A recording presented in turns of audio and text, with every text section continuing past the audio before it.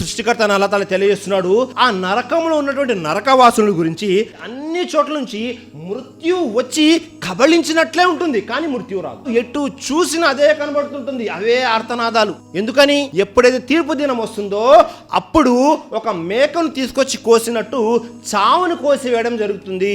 అక్కడ తీర్పు దినం రోజు పరలోకంలో అయితే పూర్తిగా శాశ్వతంగా నరకంలో ఉండాలి, లేదా శాశ్వతంగా స్వర్గంలో ఉండాలి. అలాంటి నరకం.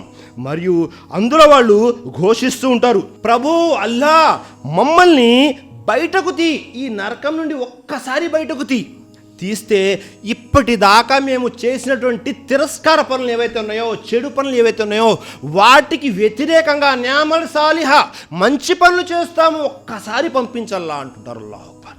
ప్రార్థిస్తూ ఉంటారు, కానీ అవకాశం ఉండదు.